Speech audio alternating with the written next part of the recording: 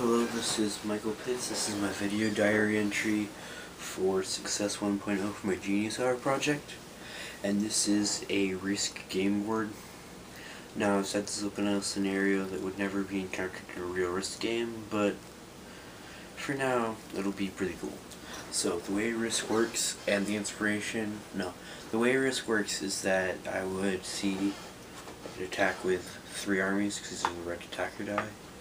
This is the defender's die, and however many you can do this, and I would say this times however many, like if I was attacking from Iceland, I could roll 2 attack die, and I could roll 4 defense die. So I would roll the 2 attack die. Well, no, I can only roll 1 attack die because I have to leave 1 behind as kind of a home unit, so I can move that one from Iceland into there. Roll 1 to attack from Iceland. Oh! Iceland is no longer able to attack because this guy was defeated because he rolled a 1 and defender always wins a tie, so there's no possible way he could have won that. So now restarting the scenario, if he rolled a 3 and this guy rolled and that guy rolls and he rolls a 5, Iceland is still down a man because that man went up there. Resetting it again. So, defender rolls, Iceland loses in that scenario as well. Iceland loses in that scenario as well. Iceland might not lose in this scenario, but it's still not favorable with the rolls Iceland has been making. Oh, and Iceland actually wins this one. So however many 1 will be taken away from Greenland with that guy there. And then the Icelanders could continue to push their advantage. Oh, they're dead now because the defender wins a tie. So, another way that this game works is and the way you set this up is not like this normally. Normally what you'd have between 1 and 10, 15 on a territory. Maybe more if your name is Tommy Pitts, but yes. I'll go into more on that later.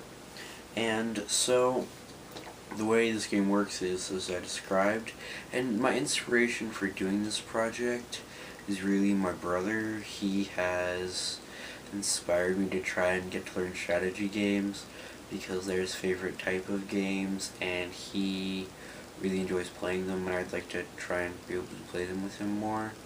But as it is, I don't play them very much. I get frustrated easily, and so I quit, and that's the shortcoming that I have. And my resources have informed me by me looking and seeing that some of the best armies in history have used mobility. And now this isn't really many mobile strategies for many people.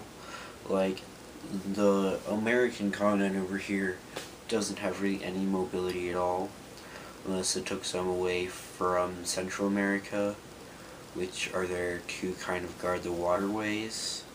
And Africa it could go on killing sprees all over, just taking men out of its interior and leaving the outer perimeter. And Russia can do that too. Russia is actually very large, so it has, 2 armies combined, and also because there weren't that many blacks. So, and these pieces they're called oblong pieces. They normally represent 10 armies, and I'm using them here to represent command battalions or commanders. So it's a group of commanders that are basically issuing orders to the troops, and they're really mobile, so they can be moved. So like the one up here in Greenland can be moved and be taken out to the western United States if it all goes south and you need to get the commanders out of there, so you can use them in other locations. And also this is their head command, that's why it's over there. This is South American Command, Central Command for everybody. It's located rural western United States, so not really in metropolitan areas, but it's there so that they can have a large, sprawling, well-secured base, and they can have lots of communications, satellites and such. And this is over here so they can communicate with Alaska, because that is the Russian response unit, because this is the Russians. They can go on this line to Alaska, and so they can just attack right off the bat Alaska, try and take it out, try and breach the American perimeters. But, so, yeah, there's that. And then Iceland here is pretty secure. I mean, if Greenland wanted to push its numerical advantage, it could, but I wouldn't really see Greenland doing that, based on the fact that most of these American units are stationed along borders as border patrol and controlling trade. And so, looking at Europe, their forces are spread pretty thin in most locations, but you could still send a few units. Asia has some of these units in here that aren't border patrol units, but could still be spared, that aren't the border patrol units and could be spared and sent to a more frontline, pressing advantage, etc. battle. And that's not even really Asia, it's more Southeast Asia, Australia, Indonesia, China, this area of Asia. This is the Russian Empire, the Russian Federation. It's an empire, but we'll call it a federation because that's what they call themselves. And this is the European Union with the Middle East and Afghanistan combined in because in this future they got absorbed into the European Union, so that's that. And then this is Africa. This is the African nations. They're all together, they banded, and they formed very large militaries. So those are for strong militaries, because Africans typically do that. These are the Americans. There are North American and South American forces. They're all blended together because they decided in this future to become one government called the Americas. And so it's similar to the United Nations, except it's called the Americas, and they have troops stationed as if task forces. And so when you're typically assigned to a task force near your home state, but you know, you can have someone from the southern tip of Argentina, the Cape of Good Hope, to, you know, the Aleutian Islands in Alaska, because those are very similar climates, so they might do that. And they might have someone from, you know, northern Alaska to go to Cape of Good Hope. And this army is here because that is an Air Force base. That's the fast response base, scrambled to Russia. So that's why that's theirs, because there's a base.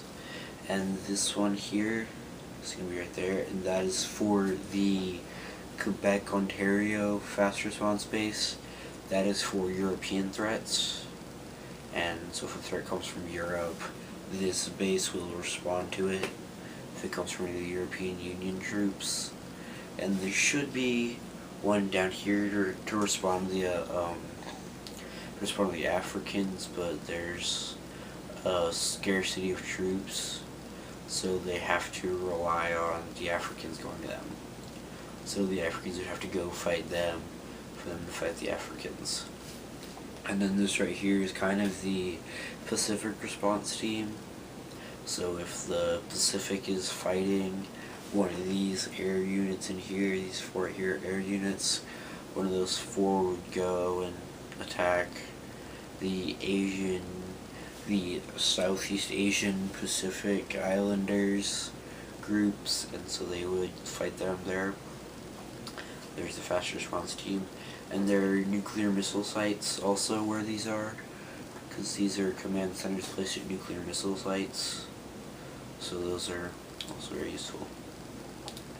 And the African commands are, there's one in South Africa because they've always, or they're trying to take a more leadership role in this future. They're trying to, you know, control where Africa is going. And Northern Africa, because it's a very large open space with some Saharan desert, they decided to put nuclear missile bases and such there. And this one right here is also located because it's a more central African location. And this one is here so you can control the East African forces. This is the front command of the military. So those are the guys that are gonna respond first. They're gonna know situations on the ground. These are the midline commanders. So they're kind of more taking a step back and advising the people in the front. But they do take roles if necessary. They can take an active role. And so these back here are the main commands. They're located in Australia because it's the farthest away from the main fighting. So they have several protective lines, but that's still not really going to help them if they get attacked. So there's that. And then Russia has theirs pretty much spread around, where you can kind of see the territories are not really marking where they go, but you can kind of see they're spread pretty much in a circle, except for the Russian Central Command. And so the Europeans are deployed. Their commanders, there's some in Scandinavia, because that's their main fighter division that they send out on scramble runs. So they have to be ready, and they send them out on regular bombing runs too. So they go to Greenland and other American locations.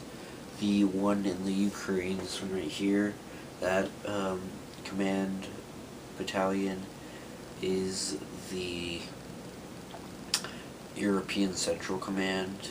There's also a few Central Command located on Great Britain, but there aren't enough of them to warrant a command squadron location, which is what this symbolizes. But Great Britain has always been a center for trade and such, so it would be used as a reserve location if the ones in the Ukraine or Afghanistan or in southwestern Europe got attacked. They would fly the commanders out to Great Britain so they could be saved there. And the Scandinavian base just evacs to the Ukrainian base, and so is the Afghanistan.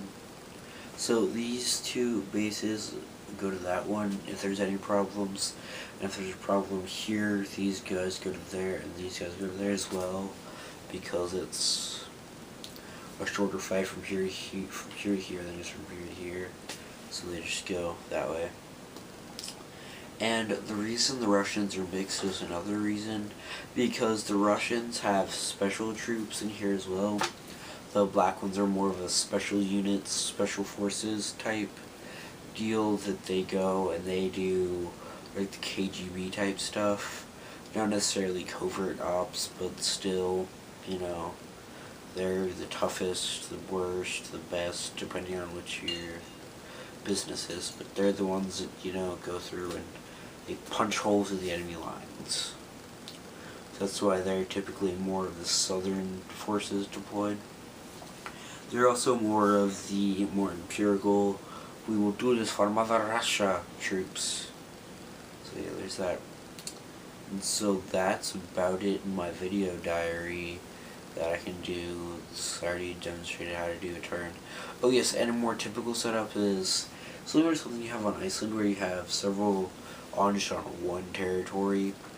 They're not going to be borders. You're typically not going to see that. You're typically going to see if you control, like if you control this region, you'll typically have one or two here, one or two here, one or two here, couple here, unless you don't have Siam. Siam is right here under all this stuff, right there. That is the territory called Siam, and that is where your pieces would be concentrated probably if you had it. And you also controlled Australia, because then you could control and stem the flow from India and China.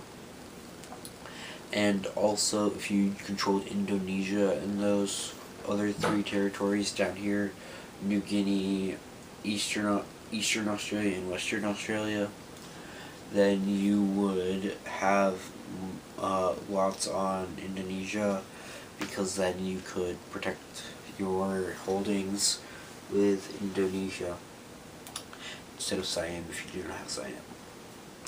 And so that's in South America. It's another very common one to have them all pretty concentrated.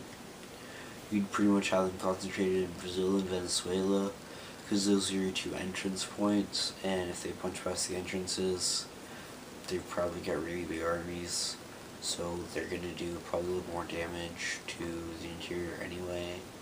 So you typically have several in Venezuela, if someone has Mexico going down through there. And Brazil's the other one that you concentrate quite a few forces on, because of this link right here, where you see the slave trade took them between, because that was the slave trade route. As terrible as it may be, the slave triangle took that as a short leg, so those are right there as kind of sister continents. And so that's about it that I can think of right now, so I might record more later and put it on as another clip to kind of combine it. So, but that's it that I can think of for now. So, have a nice day.